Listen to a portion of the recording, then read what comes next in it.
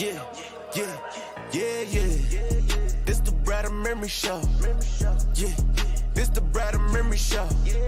Yeah, this the Brad and Memory Show. Yeah, this the Brad and Memory Show. In the field with my dogs, like the Sixers, we gon' ball. Wake up early in the morning, tune in anytime at all. Hard time, all season, don't believe in off seasons. Watch the Phillies, watch the Flyers, and the Eagles on the weekends, yeah. This is not your ordinary radio show. Ain't just talking sports, we be talking about the culture. All across the globe, anything you wanna cover. This is for the fans, no one for our front runners. This the Brad and Memory Show. Yeah, this the Brad and Memory Show.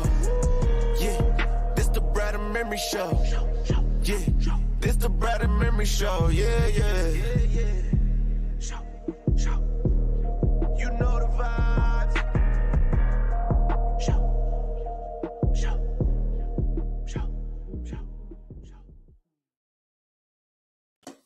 Yes, sir. You know the vibes. Brad Memory Show. Marques, Brad, Justin Emery.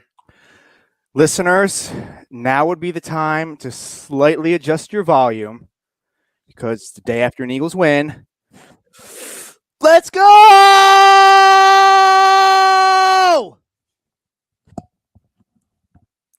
Glad you got that out of your system, and I understand where you're coming from. So I'm watching the I game. hate the Vikings too, so that's even better. Yeah, I still am bitter about the. I mean, I know they did to themselves. They put themselves in this position. They were irrelevant. Every time they come here, that happens. They were irrelevant to us for such a forever, and they've put themselves in the crosshairs of people you don't want to be in crosshairs with. They're nice Midwestern people who are not built for the smoke. Philadelphia is a chimney. We always want the smoke. Now you're not built for that type of talk, so don't if you're Ed Sheeran, why are you making a diss song to 50 Cent? Yeah, it's not going to. You're not going to do that. That don't make no sense. You don't now 50. Now, is this the first beef between fan bases that was started strictly on social media? I mean, I'm not an aficionado on that. I can't confirm or deny. How about just off the top of your head? Can you recall another? No. Vikings versus Eagles. No, yeah, that's I agree. And every time it ends up in the bloodbath, we did last night, and it got me thinking. I'm watching the game, and I'm just thinking about the Eagles' primetime resume, right? I can go back to a Monday night in 2017, Eagles Redskins, then Redskins, now the Commanders. Carson Wentz's coming out party had a fantastic game. Maybe the first time people saw him on a national scale, I was like, whoa, this kid may be something. I can go back to a Thanksgiving in 2014 where Eagles beat the snot out of the Cowboys. I can go back a year previous to opening night in Washington, the first time we had seen the Chip Kelly offense and how excited people were. I can go back to, obviously, we all know, 2010, the Michael Vick experience in Washington. I can go all the way back to 2004, the Eagles going into Dallas and the 14-second Donovan McNabb scramble, that incredible first half, T.O. just wrecking havoc on everybody. It's really cool the Eagles have created a lot of incredible primetime moments. Mm-hmm. And last night was no different.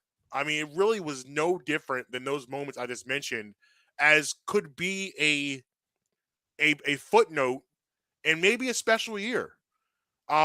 Justin and I came on the show on Friday, and I'm not going to run away from it. I had this loss after what I saw last week. I mean, listen, I don't know if you ate before the show or not, but I unfortunately had to eat a lot of crow for breakfast and lunch today. Yeah, like point blank period. I had this as a loss based on the information and what I saw following the Lions game. Now, I will say I didn't know this Eagles team was going to show up. I didn't know they were capable of showing up to this level. They played really good football. Defensively, I'm gonna assume that Howie Roseman came down and had some words for Darius Slay Jr. because he took the matchup against Justin Jefferson personally. He listen. Since Fletcher Cox in that same Thanksgiving game you referenced, in 14 was it against the Cowboys? For the stomping, was it? Yes. That 14 Cowboys. Mm-hmm. Is it safe to say this is the most dominant yesterday. The Slay's performance was the most dominant defensive performance by an Eagles defender since then. Yeah. So to your point, this is just on Justin Jefferson. 6 targets for Justin Jefferson. He allowed 1 catch and 2 interceptions. Mm-hmm. Justin Jefferson had extremely pedestrian numbers. Came in, and listen, you got to look at both sides of this thing, right? Like, this was a big game for him too, because the Eagles passed up on him. And it wasn't just a situation where the Eagles are looking at it like, it's a big game for us to want to stop this guy. He's looking at it like, you guys passed up on me. I'm going to show you. I could have been in Philly instead of stuck in Minnesota. Right. And he said he was talking this week, and he said, listen, like, everyone thought I was going to Philly. I'm happy where I am now, but that's where I thought we were going. So he came in here with something to prove. You saw his pregame energy. He was extremely hyped up, as he should be. And the Eagles shut that down. Listen, we have been extremely critical on Jonathan Gannon this year and last year. Right? Have to give him credit. Got to give the man all the credit in the world. He dialed up everything exactly the way you want to see it. He got pressure in Kirk Cousins' face when he needed to be. Whenever there seemed to be a little sliver of momentum switch where something could go to the left, he made sure to quell that immediately with some great pressure up the middle. Obviously great. And when we talk about this, the reason why you want to get that pressure is because a lot of time, Kirk Cousins is one of those guys where he feels pressure in his face. He's thrown that ball in the air, as he did. Darius Slay could have had 4 interceptions last night. He dropped 2 of them. He could have had by my count, he could have had 5. Right. Should have had 5. Right. Avonte Maddox gets a pick. Everyone played pretty well. Hassan Reddick. Kirk Cousins' Monday Night Football record? It was like 1-9, I think. It was 3 and no, it was 2 and 8 go 2 and 7 going in, because that was the 10th game. 2 and 8, yeah. So now it's 2 and 8. Never been a primetime guy. Kirk 0 and 10 covering in those games. He's a 1 o'clock man. He's not an 8:30 man. He's a 1 o'clock man. And the problem is, I'll give him 4:30.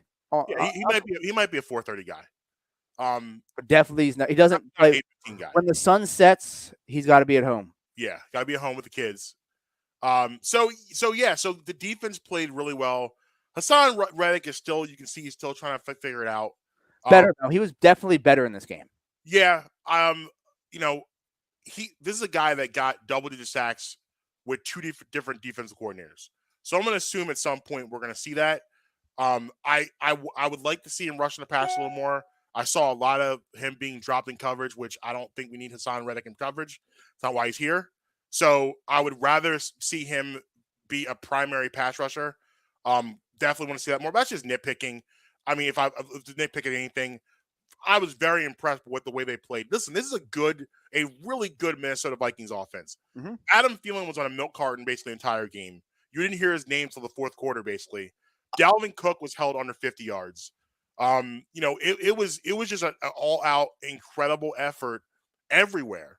And it always helps to have good offensive production, which they did, and that helps your defense out, because you saw what happened to Minnesota's defense. They got tired. They got tired very easily. The Eagles on offense, if we're to switch over there, played a lot of tempo. Really got going early. First drive got going. Now we were talking a little bit pre-throw the text on Jalen Hurts, and you said some really I didn't want to do the show before the show. Right. I don't want to do that either. Yeah. So I didn't want to say too much, Jill. So allow me to expand upon what I said, because it was just, I literally said you one sentence. Yes. So let me please expound upon that. The floor is yours, because I really need to hear this. Okay. So the exact text that I said to you was, I was unimpressed with Jalen Hurts last night after watching it. Now, what I should have worded it better. What I should have said is, I don't want to overreact to Jalen Hurts from last night. That's what I should. Okay. I should. That's how I. Listen, I didn't want to say. I didn't want to do the show before the show. I didn't want to say too much, Gio. Can I stop you right there for a second before you continue? Because I read that text and I'm like, I respect this guy a lot, but I don't know what the hell he's talking about. So I don't know what he's saying. there is no, like, this is without a doubt the best game he's played in his professional career. Before Maybe his college career, maybe ever. I mean, I'm sure he had some absolutely. I mean, I didn't go back and look the tapes up from him, but I'm sure he's had some dominating. In the things that I'm sorry, go ahead. But As a professional, this was his best game. Before, I would say it was the Denver Broncos last year. Yeah, it was without a doubt last night. Yes. So I'm going to obviously have some critical things to say about him through this, but I want to preface it by saying it was absolutely the best game of his career. No doubt about that. That's not even up for dispute. They won the game in a dominating performance. I'm not disputing that. But, Marcus, I've watched the game now 4 times. Okay? Shout out to the commercial-free 39-minute versions. I can rip through it in no time. Yeah. So, there's a lot of good. So, I want to get to the good first because I don't want everybody to think I'm just coming in to bash him. 11:48 in the first quarter, 3rd and 13, the 19-yard completion to A.J. Brown. Arguably the best throw I've ever seen him make. He clearly looked at A.J. Brown as, at bare minimum, his 3rd progression in that read. Hats off to him. That's what we've been saying the whole time. Get through the progressions, don't run. So I got to congratulate him on that. The touchdown run, the second one. First one, I mean, a 3-yard touchdown run. I expect that from him. By the way, I love the sideways gritty. That's smooth. Oh. Sideways gritty is smooth. It was definitely, it did not go unnoticed. Yeah, the sideways gritty was wild. It did not go unnoticed. We'll definitely say that. But that second touchdown run. Now, he still carried the ball 14 times or 11 times. 11 times. I still don't love that. Still don't love that. I would agree. But I'd be lying if it wasn't extremely effective yesterday. Yes. So like I said, I gotta give credit to him for all of those things. Clearly he's making strides. Now that I've seen you can do it, I need consistency. I can't have you come out and look like you looked last year against Washington. We can't do that now. Are you going to go into your negatives now? Yes. Before you do that, let me get to my positives. Okay. Because first of all, I thought he was a maestro last night. Like he was Mozart. He was Beethoven. He was Chopin. He was a conductor. He was out there actually running an NFL offense. That was an NFL offense last night. There was, in the first 7 to 8 plays, there were 3 scramble drills. Now, we've seen Jalen Hurts plenty of time in the scramble drill. And what does that usually look like? It looks like him getting that outside the pocket and then just taking off. I watched a guy for the first time with his eyes up the field looking for receivers, and he made big plays out of those scramble drills, what I thought was a progression. Like you noted earlier, speaking of progressions, he was going, you highlight the A.J. Brown throw. He did that multiple times last night where I saw him scanning the field. These are things we've never seen before out of him. I thought that was poignant, and that's why we were so critical last week, because if you watch that game last week and you watch the game this week, 2 different players. 2 different players. They're not the same person. And that's what we're trying to tell you, is that this is what we want. This could work. The guy that I saw last night, I would give $200 million to. 1,000. If he can do that person consistently, like you said, 1,000%. He was in his first 3 drives, he was 10 for 10. And 11 for 11. I'm sorry. Yeah, he was making really, really crisp, good throws. Another thing he was doing, I saw him pre-snap, knowing where to go with the football. Pre-snap reads. All these terminologies, the blocking schemes. all these terminologies we're using, these were things he was not doing before Even in last night. Detroit, Right. Detroit, he wasn't doing it. As early as 9 days ago, he wasn't doing that. And that's where we're coming from, is that if we're going to be successful and run an NFL offense, we need to have a quarterback that can do these things. And if you're telling me this guy can do these things, I'm all in. Mm-hmm. I'm all in. I'm all for it. All for it. Now, I agree with you. I think still 11 is too many times running the football. I do want him to run. I do, but not 11 times. I would like to cut that down to 7 or 8, because we need to keep his consistency up, and in order to do that, we have to keep his health up. Right. And double-digit hits on runs. Now, I understand, don't get me wrong, 2 of those were touchdowns. He took big hits on those touchdown runs. Yes, especially. Yes. So and listen, we got to be fair here also and say, here's one thing that I will, before you get your negatives, I will say this is why it's cause for pause. I don't know what the bleep the Vikings were doing on defense. Like the way we'll get to that. The way they played him played directly into his hands. Now, that doesn't take away from what how productive he was, because you still got to make the throws, you got to make the plays. But I don't know what they were thinking in that shell defense with basically a prevent defense what they were playing. They never at one point really got pressure on them. They never blitzed really. I don't know what they were doing. It didn't make sense to me at all. And you're not like, I don't foresee teams playing him like that again. I'm surprised they did that. Like that, the tape from last night is right now for every team that's on their schedule being scrutinized as we speak. It doesn't matter if you're Washington playing the Eagles this week or if you're whoever we have in week 12. The tape from last night is going to be referenced all season long for this team. Even though they put up 31 last week, if I'm a defense coordinator, I'm going much more with the Detroit game plan than a Minnesota game plan. Yes. And I think going forward, that's what you're going to see more of, is that Detroit style than the Minnesota. The odd thing is that Minnesota has better personnel than Detroit does. They're good. They're a pretty good defense. They're not a bet. They're not a world beater, but they're respectable. Right. They looked way worse because of their scheme. Patrick Peters looks he's done. And as well, let me say it this way.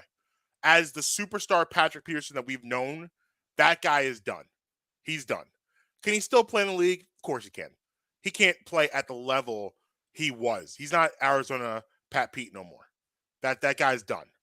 You're 1,000%. But listen, man, he was spreading the ball around. Devontae 8, AJ 8, Dallas 8, Miles 8. Everybody was eating. Boston 8. Everybody had a full belly. It was Thanksgiving dinner out there. Everybody was full and happy, sitting on the couch, taking a nap. Games like that will keep Devontae Smith here. Yes. Yeah. First of all, it was. I wish I could have found the odds for Devontae Smith catch first play of the game. I'm sure they were. I'm sure it was a great bet. Yeah, it was a great. Shane Steichen, you got to give credit to him for the game plan and the play calling. He kept them off balance all night. Yeah, brilliant stroke of getting Devontae Smith the ball immediately, getting him engaged. And like, I had a discussion with a buddy of mine through text, and he texted me. He was worried. He's always been worried about Devontae Smith's 5. What I've always said to him is, it doesn't matter, because a kid can run routes better than anybody maybe on the planet. Yes, and he's gonna make you look silly on those routes. You saw that when you saw the replays of him just turning guys around constantly because he's so good. He entered the league open. I said that he entered the league as a top 10 route runner as a rookie. He probably entered the league as a top 5. And that's why it's egregious that he didn't get the ball last week. He's not a hard person to get the ball to. No, he creates himself open all the time. Exactly. So, all right. So let's get into your negatives of Jalen. Okay. Well, I also have some negatives though about the game that's not just on Jalen. Should we get to them now, or you want to say those for later? We do those now. Okay. Let's go. Yeah, let's go to those takeaways. Okay. So, too many penalties. Too many dumb penalties. Legal man downfield. Illegal man. Ineligible receiver downfield. That is strictly on the coaching. I mean, don't get me wrong, the players are the ones that do it, but that needs to be drilled home. Yeah. And like I've heard Nick on interviews before that say, listen, I understand the way that we run our blocking scheme like is a little gray area. But they still need to be more disciplined. Mm-hmm. And that starts with coaching. That's fair. So too many penalties like that. Like that should never happen. And then when you have that on the back of how many bad penalties you had in Detroit, this needs to start getting cleaned up. And is that a byproduct of the country club training camp? I don't know. I'm just throwing that question out into the universe. Is if they have a harder training camp like the Lions had, do they have these penalties? I gotta tell you, that's why I think that a lot of bad teams are getting off to good starts in the league is because of these training camps. The bad teams don't have the luxury of sitting around and taking days off and not tackling, and I think they're more ready to play now than the good teams because I think it's a league problem. I think for a lot of these good teams, this is an extension of the preseason. Yeah. The end of the first half was a little too sloppy for me. The last 2 minutes, a lot of slop going on there. Now I understand that you had a double-digit lead going into the second half, but those last 2 minutes, we got to tighten that up because a better team embarrasses you for making those mistakes. It didn't come back to bite you now, but bad clock management, bad play calling in the last 2 minutes, bad execution of even worse play calling. It was a weird. Well, they ended up getting 3 at the end of the half, but it was a weird drive. Like it's like they didn't know what they wanted to do. Yes. So like it was just like, okay, we're gonna run the ball. I was like, okay, they're running the clock out. Wait, we're gonna throw the ball. Okay. Yeah. All right, let's call it now. And waste like 50 seconds in the midst. Like if you're gonna go, just commit to it. Just go. Yeah. Yes. So you just gotta clean that up a little bit. Now I got really there's only 2 negatives I have for Jalen. Because like I said, I don't want to overreact. It was the best game he's ever played. I can't my negatives are nitpicking. Now, if they continue to grow, then they'll become problems. But for this game, they're just nitpicking. Really what I need from him after this is more consistency. He shut me up for one game. I want him to shut me up for his career. I want him to prove me wrong. Yeah. I want to be wrong.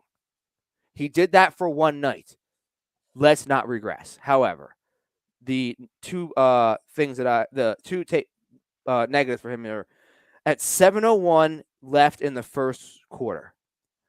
He threw a pass to Dallas Goedert on the left sideline. It was an incomplete pass. And even on the telecast, though, Aikman praised Jalen for making that throw, saying it was the right throw. He threw that ball squarely into triple coverage. I don't care that he's 6 inches taller than all the defenders. You don't throw the ball into triple coverage. That was probably his best throw of the night, though. That thing was. I hear your point, but that was a dime. Throw was beautiful. Dime. Throw was beautiful. Decision was bad. You know what though? But I understand what you're saying. I like the fact that he's now getting comfortable in the offense enough that he's taking risks, and like that's something a throw he wouldn't have. And what I'm trying to say is he was trying to be like last year because he didn't know the offense very well. He didn't trust his arm. He's not going to try to do those tight window throws. Now, yeah, do I want him to throw in triple coverage? No, I don't. However, I look at it as if you have Dallas Goedert in triple coverage, you have Miles Sanders, A.J. Brown, and Devontae Smith all in single coverage. Yeah. There's better decisions to be made. Now, was it a beautiful throw? Absolutely beautiful throw. But my point is that I don't want my quarterback consistently throwing into triple coverage. Yeah, I hear you. And there's like Dallas Goedert, I think he's an above average tight end. Mm-hmm. Maybe fringe top 5 tight end. Maybe top 7 to top 5. Mm-hmm. I would feel much more confident. If you're going to throw it into triple coverage, please throw it to A.J. Brown. Yeah. Like It's just that was a bad decision. It didn't like it was an incomplete pass, didn't come back to haunt them or anything. I just don't want to see that all the time. By the way, AJ Brown is, I'm going to say this right now. AJ Brown is the best wide receiver the city has had since Terrell Owens. I didn't think that was much of a debate. Like, bar none. Were people debating that? I don't know. Listen, I haven't heard it being said. No, yet. I haven't heard it. He is the best wide receiver we've had since Terrell Owens. Yeah, I'm in all honesty, I didn't think that was much of a dispute. And like I know we've had, Deshaun was here. Deshaun is a different type of wide receiver, and he's had big years. He was tackling, but this is a different level. The fact that this he's only 24 years old. I saw a tweet from I think it was Darren Ravel. I don't know if it was him or not, but he's going to be the one that gets credit for this. Okay. He said AJ Brown on Monday night did something very, very rare. He was the MVP for 2 different teams. Look at how good Philadelphia is with him. Look at how bad Tennessee is without him. Yeah. Yeah. Yep. Yeah, absolutely. Yeah, it was. I mean, we'll get into the round of the league, but yeah, absolutely. Yeah, I mean, this is where now Jalen has, Thing is, he's raised the bar for himself now. Right. You talk about the glass ceiling. He's shattered that now. And now we see you can do some of these things that we want you to do. So let's do it. Now let's start to put together through a couple games. Like no back steps now. Yes. Let's put together for a couple games now. And let's really build momentum to you becoming the quarterback. Because, listen, if we can use these number 1 picks to get a cornerback in here, because Bradbury probably won't be here next year, all in. As we've said multiple times, the best thing would be to not use these first-round picks on a quarterback. Right. Now, and then I have one other thing. Does it concern you that the Eagles were blanked in the second half? No, it doesn't. Because first of all, you had I don't know who said this. So I don't know who to give credit to, but someone said it is not me. So I'm giving credit to someone else. It wasn't my idea. Receivers should take responsibility sometimes for interceptions. Like that should be on their record, not on the quarterback. Like the Gainwell interception, that was Kenny Gainwell. They catch that ball, and it pops off his hands, and the Vikings have to get an interception. It was. I thought the Eagles controlled the game second half. They didn't get points, but the game. I mean, they dominated that game. It was. No, it was dominating. Out of hand. Is it concerning that you didn't score any points in the second half? That's the only question. So I'm not trying to pose a question or anything. If this is if this is a pattern, yes. I'm not going to overreact to it because they didn't score for a half. Because they were so dominant. It just didn't matter. Now, if this happens again, next week and the week after, and they're not consistently scoring both halves, but at the same time too, I don't expect you to go out and put up 48. They scored 24 in the first half. A touchdown would have been nice. A touchdown and field goal would have been nice, but what would have been concerning is the Vikings receiver Smith dropped a wide open touchdown. Yes. Mm-hmm. And the block kick could have turned into points. Mm-hmm. Yeah. So if that play right there shows you Pat Pete's done. Yes. Up and behind by a punter. Yes. That's inexcusable. Yes. Those 2 plays could have dramatically changed the course of this game. Yeah. Thankfully, they didn't. Right. But as I said, I just don't want to overreact too much. It was a decisive, great win. And so one everything thing, in perspective, though. One thing we have to say too is that we've been waiting for 2 years now for this team to beat a good team. Yes. I'm not going to take away. Minnesota had a bad night.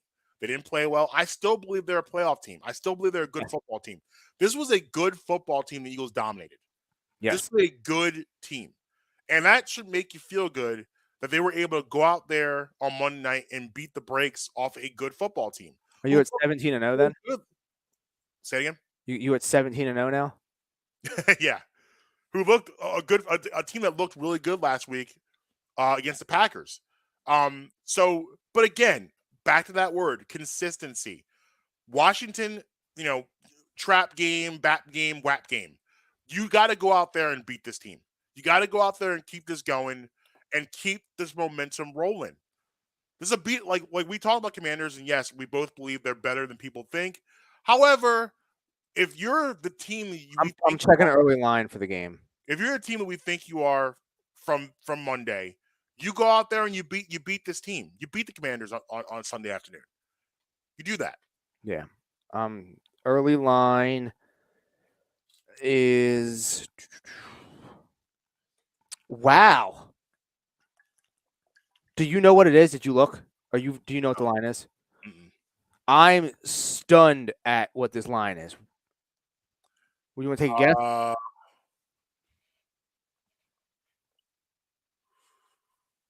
Washington -1. No. Are Eagles favorite? Yeah. +2. No. -2 for the Eagles. No. Higher? Higher. Keep going. 5. Keep going. 7? 6.5. No, that's wacky. I don't think. So you're because you obviously you get the 3. So you're saying that 9.5 favorites? You're laying 3-1 if you're taking money line for the Eagles at -300. Listen, if I might take that +6.5. Uh, I don't know about that. I think that's a little silly if you ask me.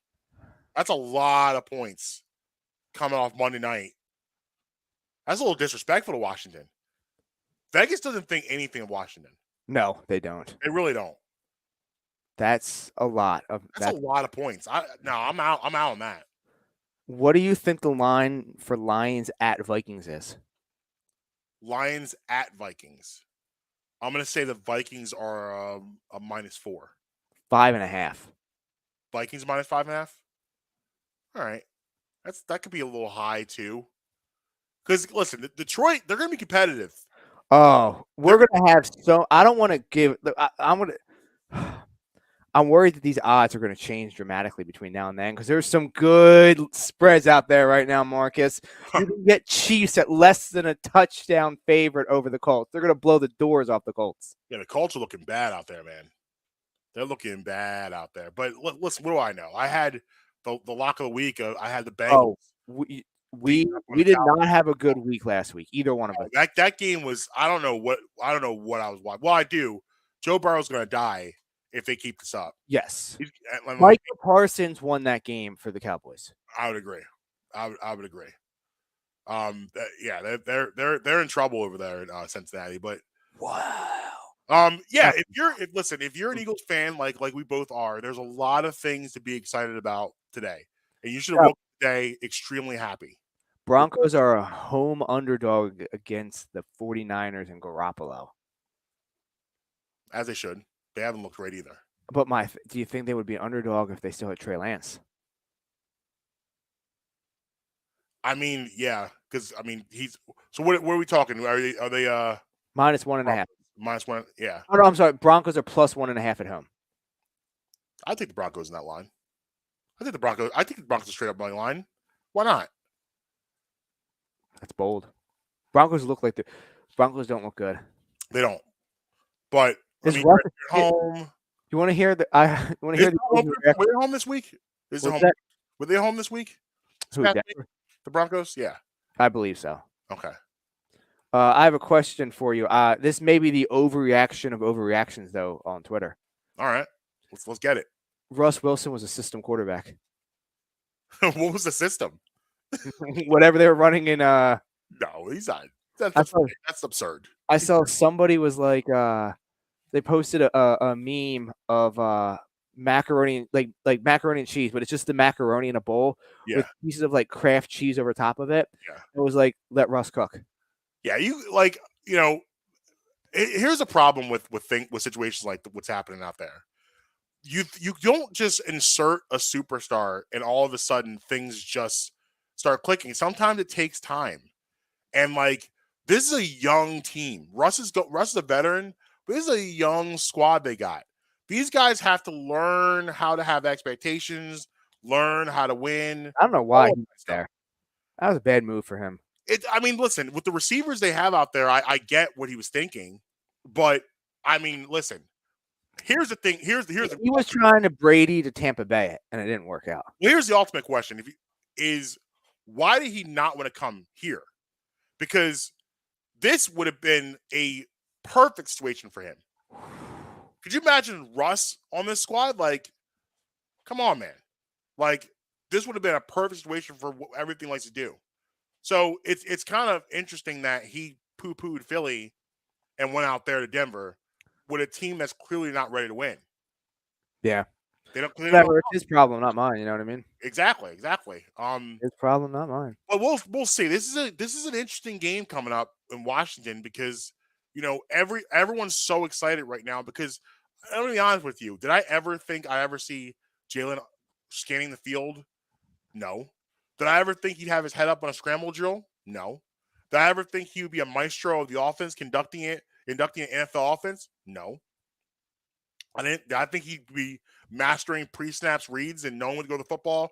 No. Snap? No. But he did all of those things. So it's there. It's there. And now, will it stay there? Because I really hope Washington's scheme is similar to Detroit's scheme because now we'll see how much he's learning. So you had Detroit, you went back to old habits because obviously he's been working on this stuff. What you saw on Monday night was not just him all of a sudden just randomly doing these things. He's been working on these things. He had a quarterback coach out in California. I'm sure he's working with Sirianni and Steichen and in the film room. They were going on all these things. He's been working on these things for months and months and months and months and months. When he was faced with the blitz and faced with pressure, especially up the middle, he went back to bad habits as we sometimes do. When you go back to what you know, and what's going to make him the guy for us is you can now imply all of these things you learned when you're in the fire, when you're under pressure. That's what's going to determine for me, is he our guy or not? And you're right. We can't overreact. This was a great performance, the greatest as a pro. It's exciting. We should all be excited. We should all be over the moon excited. I don't want to take away anyone's joy today. Everyone should be very excited and encouraged by what they saw. But let's not jump out of the window and anoint him the savior right now. Don't do that right now. We don't need to do that right now. We've still got a lot of football left in the season. We've got a lot of peaks and valleys. So let's just keep this what it should be. And that's a week-to-week evaluation. Mm-hmm. That's where we're at. It's week-to-week. You see what we just did? We came on the air last Tuesday, and we were very critical of his play. I said, and I quote, "Please tell me what's changed," because it looked like nothing had changed. Well, this Tuesday, we see things that we had never seen before. That is encouraging. That means somewhere it's there. It's there. He can. So we have answered one question. Can he be an NFL quarterback? The answer to that question is yes. That's good. I didn't know. If you would have asked me that last week, I would have said probably not. Now the real question is, how long will he be the NFL quarterback? An NFL quarterback. Exactly. And that's on him. That is on him. I mean, it's on him, but if he does what he did last night, there's $200 million waiting at the end of the year for him. And he's going to be a very loved man in this town. He's going to be loved in this town. People are going to love him. I mean, there's nothing on a personal level. There's nothing to hate about the guy. Nothing at all. We want to love him. I want to love him, but I'm not going to give my heart to you yet. I can't do that. I feel like people think that we hate him because of what and it's not. This would be farther from the truth. We both are rooting for the success of Jalen Hurts. I don't know how many times we have to say it. We are rooting for the success of Jalen Hurts because, number one, we like him. Number two, it's good for the team. What's good for the team is good for us. I'm not a person that is opposed to being wrong. I don't care about being wrong. I care about the truth. What is the truth? What is that truth going to look like? That's what I care about. I can be wrong. I'm going to be wrong. You're going to listen to this show and be wrong thousands of times. I don't care about that. I'm just giving you an opinion of things that I'm seeing. And you can also put out an opinion of something and want to be wrong, like I am with this situation. Now, like I said, I'm highly encouraged by what I saw yesterday. I kept saying all the time, like, do we have a quarterback? Do we have a quarterback? Is it possible? It is possible. Now, the next question is it probable? I hope so. Me too. The key things are health and consistency. Right. If we have health and consistency from number one, then the limit for this team is a parade. And the health piece is interesting because his body type, the way he plays, will he be able to hold up over I don't think so. 17 game season, playoffs? Like, can he play an entire season? No. That's going to be something that we're gonna have to keep an eye on, because you look at him. He takes a lot of hits, man. He really does. But that second touchdown cut, what is impressive? That's the thing that scares me the most is that he takes because he doesn't. Russell Wilson never gets hit. Like when was the last time you've seen Russ really take a hit? It doesn't happen. Vic would get lit up. Lamar gets lit up. Mm-hmm. McNabb would get lit up. Mm-hmm. Now, don't get me wrong. McNabb's a different dude. Yeah. Different dude.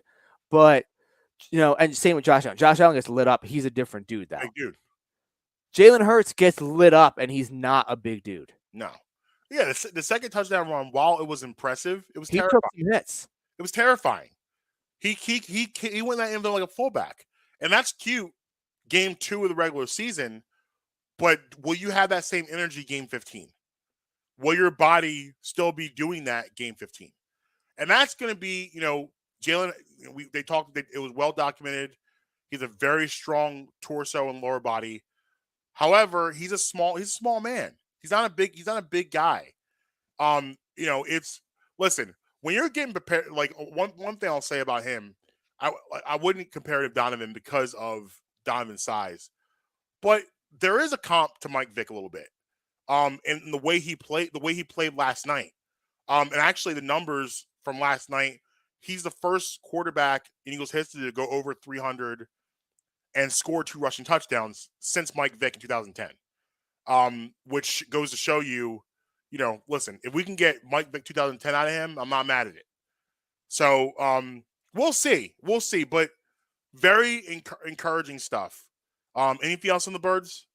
No, I'm ready to go around the league. All right, let's do that. Wacky week 2. I gotta tell you, if you're a bettor out there, you have to be frustrated with the way things have turned out in the pros. It's just wacky out there. You can't college is lit for me this week though. It's kind of like in school when you the first month your grades are kind of just like up and down based on one thing, and it's taking a little bit to balance the scales. Mm-hmm. That's kind of how it feels, but like you're playing people's money, so it doesn't feel as good when the money's involved. Nope. You can't you got games out there, we'll start in Dallas.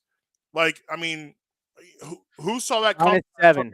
Bengals -7. Yeah, I mean that seemed like a sure beating, and especially the Bengals coming off a loss, going to Dallas, Cooper Rush, and Cowboys jump all over him immediately.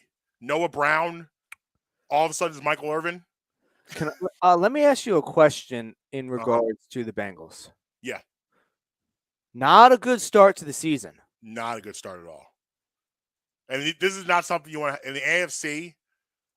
Really, the Bengals and the Raiders both are on life support already. I was going to say last year, a thing or a flash in the pan? I understand it's only 2 weeks, but it's been a lackluster 2 weeks. You're right. But one thing I will point to right off the bat, it's an easy thing to point to, is their offensive line. Like it's I said to you on the phone on Sunday, how do you replace 4 out of 5 starters, upgrade, but you have the same product you did last year? Like Burrow was sacked last year, I believe, 51 times. 53, I think. He's on pace for that again this year. He's getting beat up. And it's only be a matter of time where the kid starts seeing ghosts when he drops back. And it has to be frustrating for him where he literally going to his drop back. He's got 2 guys in his face before he has a chance to say boo. That's a problem for them. The defense is basically the same as last year, where they're going to give up some points, but they'll eventually settle down, which they did against Dallas. The problem is the offense isn't as explosive as it was last year. But listen, as long you have Joe Burrow, you have Jamar Chase, you have Higgins, you have Boyd, like you have Joe Mixon. Joe Mixon. Yeah, you're. There's no way in the world that was a flash in the pan. Now, do I think they level jumped and got to the Super Bowl maybe 2 years before they should have? Yes. However, this team, I don't think that was a flash in the pan at all. I just think they need to figure out this offensive line and get that straight, because it's bad right now, and that's really hurting everything else. Well, here's the issue, though. You're not going to be able to deal with that because you're about to have to pay Joe Burrow $50 million a year. So you need to hit on these draft picks on this offensive line. But the guys they got should, like, what I meant by that is the guys that they brought in, they should be the guys doing the job. My thing, though, is that once you give that quarterback that big money deal, your team flexibility plummets. Mm-hmm. And the offensive line, it's one thing if you're saying, okay, we need to add a receiver. We need to add a running back. You need to replace 80% of your offensive line. Yeah, which they already did. and then you do it again. It doesn't work out. So I'm all for taking all the money, Marcus. Take all the monies. But it may be wise for him to at least consider not taking as big of a discount as Brady always did, but you don't want to be buried. You need some help up front. You have the weapons. They're under contract. Yeah. You know, instead of 50, what's wrong with 40? Right. No, I'm with you 1,000%. He's going to get the top end. Like his deal's not going to be a Kyler Murray deal. He will get the Mahomes deal, the Deshaun Watson deal. He won't get the Lamar Jackson treatment. Like that, Joe Burrow will get a massive contract with a massive, massive guarantee. Now, will it be a $500 million Mahomes deal? I don't know. But it's 300, 350. Yeah. I can see that. And the thing with Burrow is he has that same type of swag as a Jordan and a Brady. So he can get, like, if he keeps playing at a high level, he has tons of endorsements. He has a ton of endorsements. And he'll get more. Yeah. He'll get that stuff. That's what those guys really like. Jordan didn't need a huge deal from the Bulls because he had his money endorsements. He had Nike, he had McDonald's, he had Coca-Cola, he had Gatorade, Quartz watches, Gatorade. Like he was money was falling from the ceiling. So if Burrow sets up a situation like that, you don't need that, so you can put that into the team. If that's where he wants to be, who knows if I mean, you know, Cincinnati, the thing that you know could make you nervous in Cincinnati is you're Cincinnati. It's not exactly a place. The difference though for him is he's from there. True. Yeah, that's true. But hey, LeBron left too. Well, I get that, but that's, you know, I understand. Like you hate Cincinnati. Oh, I can say, but like it's Cincinnati, right? But like if you're from there, that's all you know. You know what I mean? Right. Plus, do you remember what he said at the Super Bowl press conference? No. When asked about playing in Cincinnati? No. They asked him, they're like, so, you know, you're out in LA for the Super Bowl, so it's like 75 degrees. You play in Cincinnati, it gets cold. Would you want to come play in LA? His answer, no, I enjoy the change of seasons. It allows me to change my wardrobe. I'm just fine playing in Cincinnati. All right, well, there you go. So I don't think that's as big. Like if you don't get me wrong, he's from San Diego, he's from LA, he's from Miami, he's from New York. He's from Houston. One of those, Chicago. Different story. Yeah, different story. But I think that it's plays to their benefit that he's from Cincinnati. True. Speaking of life support, the Las Vegas Raiders blow a 23-7 lead in the fourth quarter. They're making me look bad out here, man. Josh McDaniels maybe he's just not a head coach. Maybe, I don't know, but I mean, they're making me look bad out here. And I gotta say this, we've been critical of Kyler Murray, but when he's on, he is so much fun to watch. Like that. You got punched in the face after the game. Yeah, I did see that. It's the police are involved out there over that incident. Yeah, he is electrifying when he is on. He's one of those guys that when he's playing well, you want to watch. I'll be able to catch the end of that game. And I mean that comeback was unreal. Usually when you see things like that, it's more bad team that came back against than good team that's coming back. They made the plays, but the Raiders had plays to make too, and they just didn't make them. You got to close out games like that. And 0-2 is it's life support. They're on life support. Like I said, the Bengals are on life support. But the game of the week in Baltimore, Ravens Dolphins. Wow. Speaking of comebacks, and that was just a really fun football game. I wish that was just. I mean, you had the Steelers Patriots as the main game, but I was able to see the last quarter of that game. I mean, the Dolphins look. I mean, really, really good. That was a the game, Ravens. That game was a tale of two halves. Right. Yeah.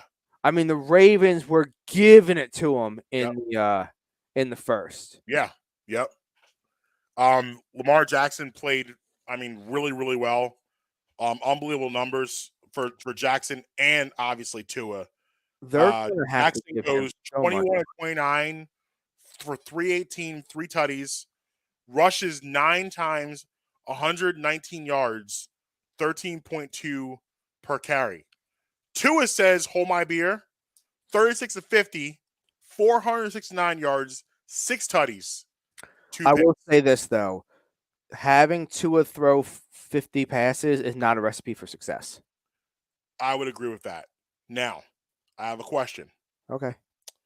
So it is coming. I mean, if Lamar Jackson does not sign a contract, there's a list of trade options that he has already kind of put out there, places he would go. It's a short list. This is the rumor. One of the teams on that list is the Philadelphia Eagles. Would you? If you asked me this prior to last night's game, yes. Okay. Now I have to tell you, I have to see it through the course of the season. Well, yeah. If you look at, like, if you give me Jalen Hurts from the time he was drafted through the Lions game, easy Lamar. Yes. Yeah, I mean, we literally started a new chapter for Jalen Hurts' career last night. Yeah. Like this is a new chapter in the book. Like we flipped over chapter 3. Yeah. Here we just started. Like we're brand new. And I don't know how this story ends yet. I don't know the end of this chapter. So as of this exact moment, what time is it? It is 2:03 on September 20th. I cannot decisively say I want Lamar. So if you're making me choose right now, I have to say no. Well, if you look at Jalen's Monday and Lamar's Sunday, pretty comparable numbers. Lamar 21, 29, 318, 3 tutties. The difference is I think Lamar is what Lamar is. Right. And I think Jalen still can go up. Jalen 26 to 31, 333, 1 touchdown pass, but he also ran for 2, where Jackson ran for 1. So, yeah, I mean, it's an interesting conversation, but the conversation has changed, like you said, after last night, because we got to see a lot of things from Jalen we'd never seen before. But anyway, great game between 2 really, really good teams in Baltimore and Miami. I understand Tua had great numbers, but I still don't like him. Yeah, I mean, I just he did, listen, it's hard to talk about a guy. There's a difference though, like a 70-yard Jalen's 55-yard touchdown pass was not the same as Tyreek Hill's 70-yard touchdown pass, because Tyreek caught a 20-yard pass and ran 50 yards. Jalen threw it 55 yards in the air. So those are not this. They're not created equal. Yeah, it's hard to argue a guy who put up those type of numbers, but I don't like his arm. I don't like it a little bit. Um, and listen, maybe he's gonna prove me wrong too. I don't know, but I just don't think it's NFL quality. I don't know. The knock was never Jalen's arm. Right. When comparing the two, the knock was we never said we were concerned about velocity, not strength. Yeah. I don't think Tua has strength. Yeah. I don't think he can drive the ball 35, 40. Well, actually 35 is low. Like 40, 45, 50 yards on a dime. I don't think he can throw the ball that far. Now I understand he plays in Miami and it's other than rain, it's going to be decent weather. But if there's no way he could. He can't play in New England. He can't play in Chicago. He can't play in Seattle. Right. Weather's too bad. He can't play here. Right. I decided that Pittsburgh is just as they were last year.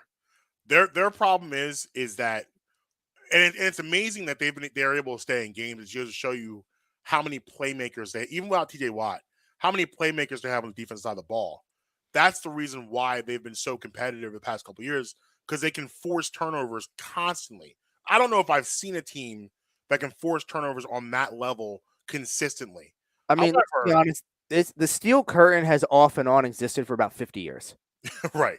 That offense is just deplorable. It's really bad.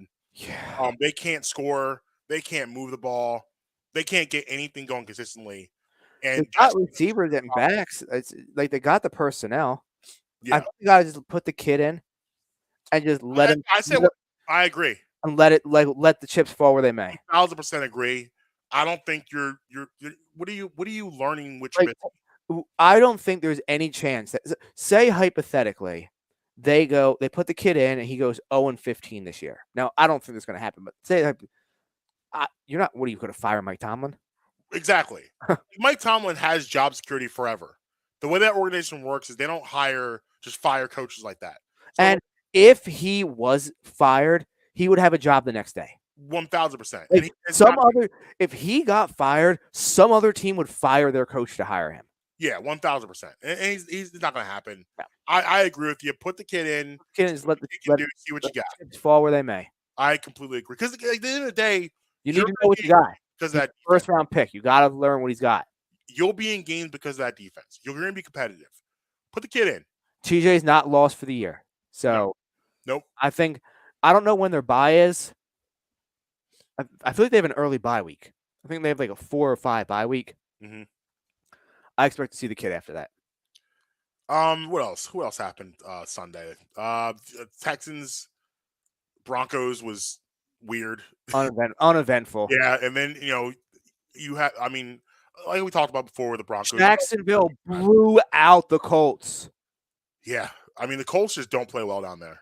Matt Ryan looks cooked, and I know he's not, because he had a decent game against Private Ryan.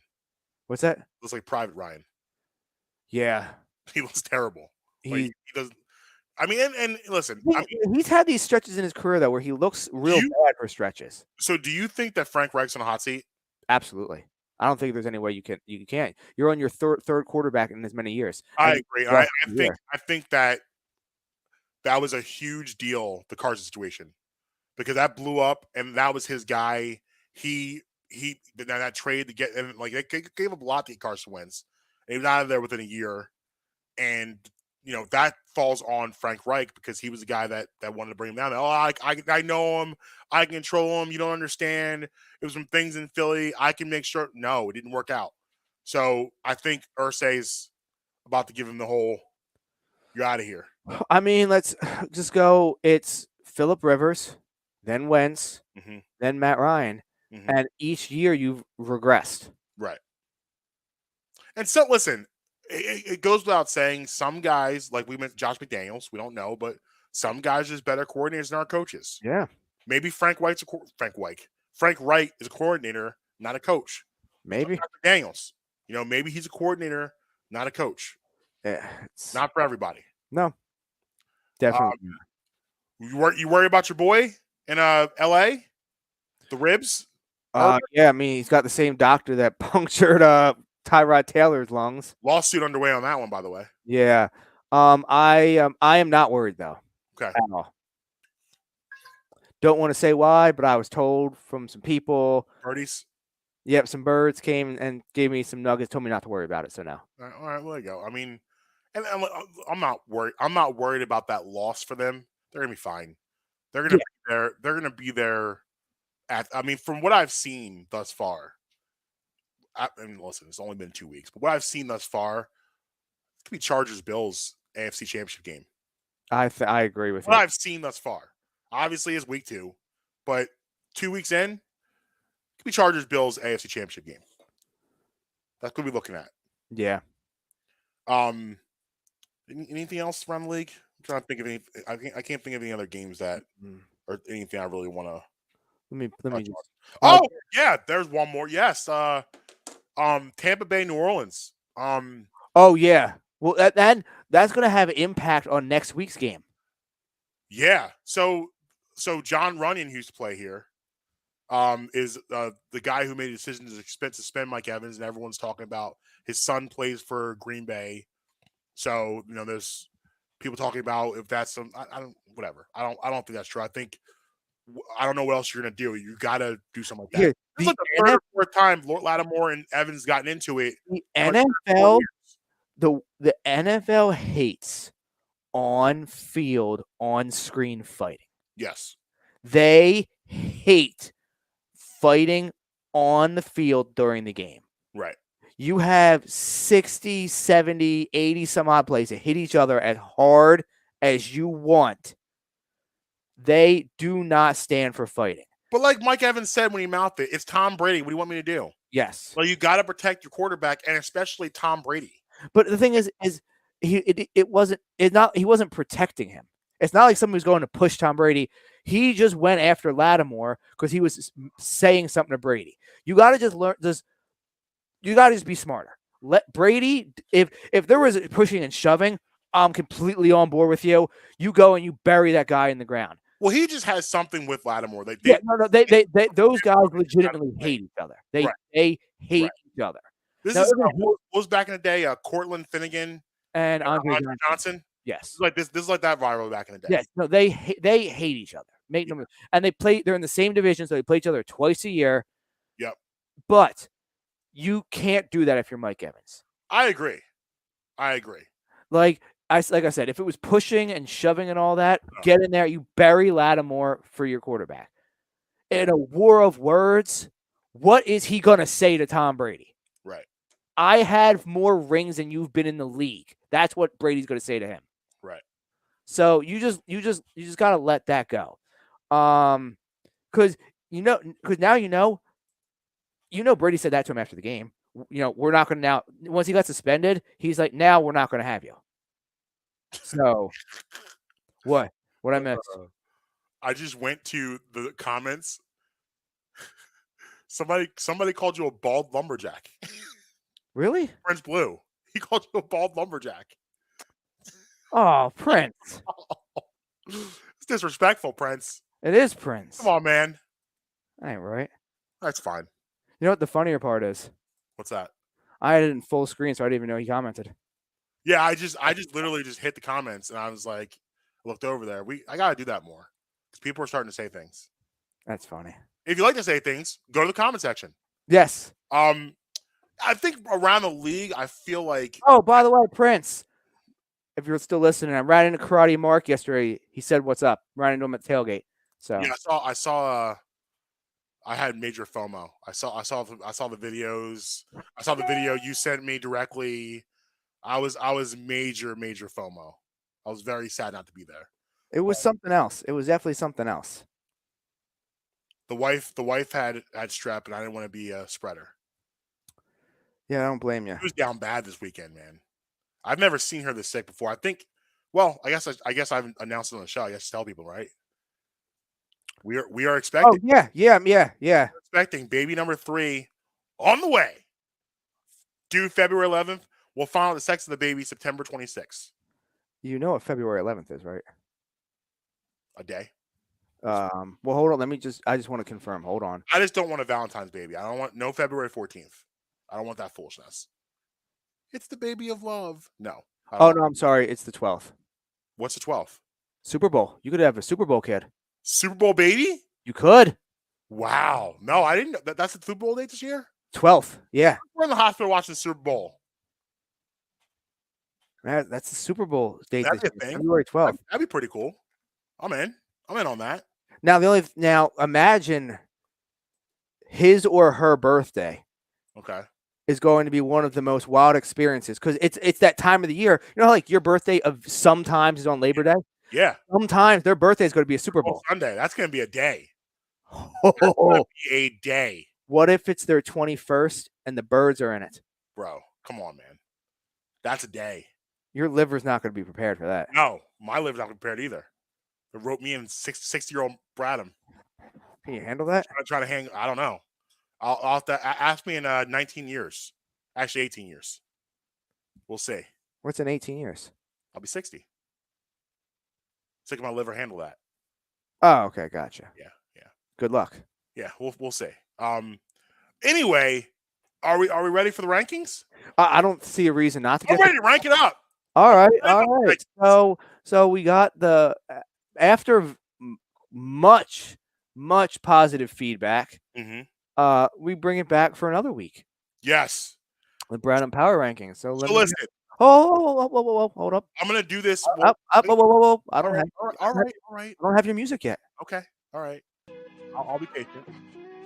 All right. So listen. I'm gonna go through every week. What I'll do is I'll go through the week before.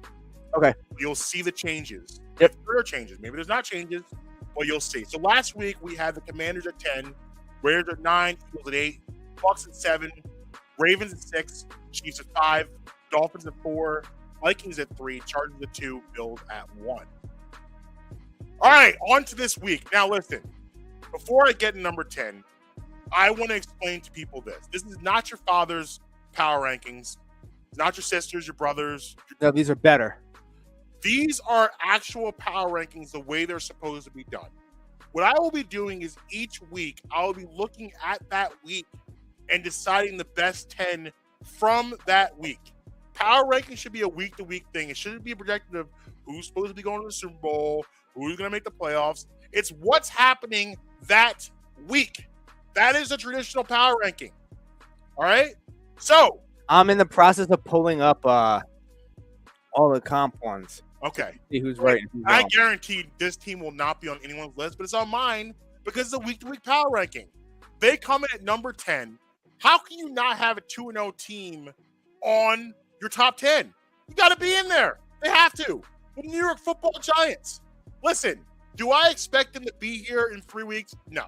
Do I expect them to be in the playoffs? No. But guess what? After 2 weeks, they have won twice. So they are on the Bradham Power Rankings at number 10. Number 9 will be the Minnesota Vikings. Now, the Vikings, they got mollywopped last night, but I still think the Vikings are a good team sitting at 1-1. They stay in at number 9. Number 8, making their first appearance in the Bradham Power Rankings, the Green Bay Packers. Packers rebound nicely with a nice victory, 27-10 over the Bears. You know, got the receivers back, got the offense going. They definitely deserve a spot in the power rankings. Dropping a spot from last week, the Baltimore Ravens at number 7. The Ravens, again, still a really good football team. Tough loss, played well, didn't get a job at the end, deserved to be there at number 7. Number 6, dropping a couple spot down, again, similar story, is the Los Angeles Chargers will stay on the list at number 6. They still are a very, very good football team. Bright things in the future for them. Number 5, a team that I did not expect to be here is Tampa Bay Buccaneers. Now, that defense, my friends, is special. Forced 5 turnovers against against the Saints on Sunday. That's the best defense in the NFL right now. Really, really, really good. And again, we have a defense that can keep you in games. And by the way, you have the GOAT. Not bad. Number 4, Kansas City Chiefs, sitting at 2-0. Self-explanatory. Moving way, way up I think what jumped up 6 spots? Jumped up 5 spots from last week. Yes, sir. The Birds of Prey. The Philadelphia Eagles at number 3. 2-0. Go on the road, beat Detroit, come back, beat a really good Minnesota team. Dominant win. Deserve to be in the top 5 for sure. At number 2, listen, extremely impressive victory on Sunday. They were the beneficiaries of the comeback. Came back from 14 down in the second half. That's right. Those Miami Dolphins at number 2. And number 1, still at number 1, the Buffalo Bills. What else can you say? They have been up top 2 teams head tops in 2 weeks. No, the Titans are a step down, but you beat them 41-7. Yep. Up on the Rams. And you know what's great about next week is next week we're going to have a matchup of the top 2 teams in the Brown Power Rankings at 1 and 2. We have the Bills versus Dolphins, kids. Let's get excited. That concludes Brown Power Rankings week number 3. All right, so can you just run real quick for me, just synopsize it again, 10 through 1 for me? Sure. Let me just pull it back up real quick. 10, Giants. 9, Vikings. 8, Packers. 7, Ravens. 6, Chargers. Bucks. 5, 4, Chiefs. 3, Eagles. 2, Dolphins. 1, Bills. All right, now keep that up real quick because we're going to compare CBS, ESPN, and The Athletic. I know we went through like 7 or 8 of them last week. We're just going to go through those 3 this week. All right. So we'll start with The Athletic. At number 10, we have the Green Bay Packers. Okay. Number 9, we have the Minnesota Vikings. Same thing. Number 8, we have the Baltimore Ravens. Okay, I have a 7. Number 7, we have the Chargers. Okay. Number 6, we have the Dolphins. Number 5, we have the Rams. Number 4, we have the Bucks. Number 3, we have the Eagles. Number 2, we have the Chiefs. And I'm sure we'll have consensus number 1s across the board. Right. With now, yes. Now most of the, we had a lot of the same teams. The Rams I took out because yes, they won, but it was ugly. They almost gave that up to the Falcons on Sunday, and they got destroyed that Thursday night game. So that's why they're out for me because I'm not liking. They're not trending upward right now. That wasn't. It looked good. The Falcons game looked good at first. It looked like they were going to blow them out, and they probably would have remained on the list if it stayed up there. But they almost gave that up. They were this close to blowing that game. Yep. That's why they're not in for me. Yep. I'm going to have the Giants. But again, this is my problem with the power ranking list. How do you not have a 2-0 team in your power rankings? So the Giants on this list, they ranked, I believe, 20. Whoa, was that high? No, they definitely weren't. No, they definitely weren't that high. I must have went past 17. Yeah, I don't get that. I don't see how you can have a 2-0 team at 17. That doesn't make any sense to me. But anyway, continue. Next up, we have ESPN. Mm-hmm. Number 10, San Francisco. Okay. Number 9, Baltimore. Okay. Number 8, Philadelphia. Okay. Number 7, Green Bay. Number 6, Chargers. Number 5, Dolphins. Number 4, Rams. Number 3, Buccaneers. Okay. Number 2-1, Chiefs. Yeah, how can you have the Rams in your top 5? That's why this is lazy. How are the Rams in your top 5? Here's the thing: is that they moved up last week. According to ESPN, they were ranked 5, and now they're ranked 4. So that doesn't make any sense. No, and they did it. Like I think honestly, I'll tell you what we're doing, my friend, is we were exposing these power ranking lists. They're being exposed right now because how is it possible that a 1-1 football team who barely beats one of the worst teams in the NFL moves up a spot ahead of some of these other squads? Do you want to know the authors of these? Or no? Yeah, definitely. Okay. The author of The Athletics is Bo Wolf. Okay. And the contributor for ranking the Rams at number 4 was someone by the name of Sarah Barshop. I'm unfamiliar with who she is, but she has the byline credit for it. Yeah, it's bad. It's bad work out of Sarah Barshop. And now we have now let's go to CBS from Pete Prisco and get his CBS Sports Just Power Rankings. What's that? use some wild names. Hey man, I just read what it says. I just read what the name says. All right, continue. 10 Ravens, 9 Niners, 8 Dolphins, 7 Rams, 8 6 Dolphins? Yes. What? Okay, go ahead. 7 Rams, 6 Chargers, 5 Packers, 4 Eagles, 3 Buccaneers, 2 Chiefs, 1 Bills. I don't know how you had the Packers so low. And the Rams should not be on any, the Rams. Listen, it's okay. It doesn't mean Here. Let's further expand. Okay, let's go to NFL Network's power rankings. Okay. So 2 and 1 are the same on everybody's Chiefs and Bills. So I'm just gonna leave them out because everybody has them number 2 and number 1. Mm-hmm. All right, 10 Ravens, 9 Niners, 8 Dolphins, 7 Chargers, 6 Rams, 5 Packers, 4 Buccaneers, 3 Eagles. What are the Packers doing at 5? Like how? Like what have they done to get a top 5? Like, and this is what I mean is that they're top 5 because they have Aaron Rodgers, but that can't be your argument. It's what goes on the field that determines your rankings. Here we go. We got Sports Illustrated. Those guys usually have a level head, right? You would think, but I feel like they're not going to in the power rankings. No, because number 10 they got the Detroit Lions. Stop. Number 9 Miami Dolphins. So the Lions made the list, but the Giants don't at 2-0. Yep. Number 8 the Rams. Number 7 Packers. 6 Buccaneers. 5 Chargers. 4 Ravens. 3 Eagles. How do you have the Ravens above the Dolphins when they just lost to them? This is bad. That we had an issue with Dan Hanzus' rankings last week. We have an issue with his rankings again this week. We have a big time issue. I actually don't mind. I don't agree with it. I don't mind the Detroit Lions. At least he's giving me something outside the box a little bit. I still think if you're going to give a spot to a team of that magnitude, it's the Giants because the Giants haven't lost. Last one we got Yahoo Sports from Frank Schwab. All right, Frank, don't let me down. All right, let's see. He decides that he did not want to put his in a very friendly manner. He ranked them for 32-1 instead of 1-32.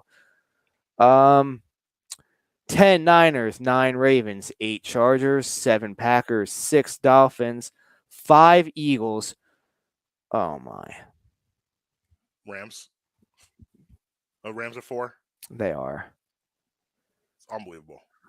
Buccaneers, Chiefs, Bills. And again, it doesn't mean that we predict the Rams are going to be a bad football team.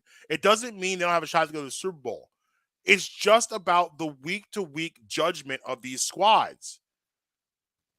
And you're making it harder on yourself by not judging them week to week and trying to project what you think what you're going to be. Wow, you want to hear? Who is this from the Ringer? I just said the last one was going to be. This one will be the last one, but this one is the wildest one of all of them. Okay. So 2 and 1 are the same as you would as you would assume. So we're going to start at number 10 for this one. You ready? Ready.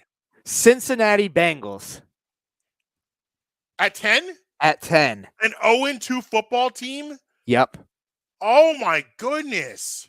Number 9, Los Angeles Rams. Number 8, Miami Dolphins. Number 7, Philadelphia Eagles. So the Ravens are going to be on the list. They're going to be higher than the Dolphins, even though they lost to them. They're number 6, coming in ahead of the Eagles at number 6. Number 5, Green Bay Packers. Number 4, the Chargers. 3, 2-1, as you would assume. It's really, really bad work out of these people. I'm just like, there's no list on here that I like. And I don't want to say, oh, my list is the best. I'm not saying that. I would say that yours is the most logical. That's what it's about. It's about what makes sense. I would say, like, Yours is the most fluid. You know what? I've always wondered why I've hated power ranking so much. Now you know. Now doing it, now I know why I hate power ranking so much. Because no one's actually putting logical thought into the process of power ranking. No, Going by what it is Aaron Rodgers is weighted too heavy in the power rankings. Yeah. Aaron Rodgers is weighted way too heavy, and I mean, don't get me wrong, that's a great Buccaneers defense. Yes. But I think that offense is mediocre right now. Agreed. That line is not good right now. And they signed the anti-vaxxer Cole Beasley to a contract. Yeah. I mean, I personally think he's shot. That's why I don't think it like. That's why I don't believe it. At the end, he was okay last year. 3 years ago, he was good. Yeah, he was annoying when he played for the Cowboys. Yeah, but I don't. I just like he's guys like the Wes Welker type, the Cole Beasley type. I understand. I've just described nothing but like short white slot receivers. Julius Edelman. But look, yes, their bodies aren't built for the long haul. Like for the pounding of that position. Right. So. Yeah. No. Yeah. I'm with you. Anything else? No, I'm good. At Mark tweeting everywhere. At Justin Emery Show on social media. Brad Emery Pod everywhere. Only right now, it's only on Twitter because I got a new phone and I can't remember my Instagram password. Fair enough. So right now, it's just the Bluebird app. Follow our friends at Vans Jewelers, 332 York Road. Get awesome jewelry. And until Friday, you be with us, you be against us, but you're never going to stop us late.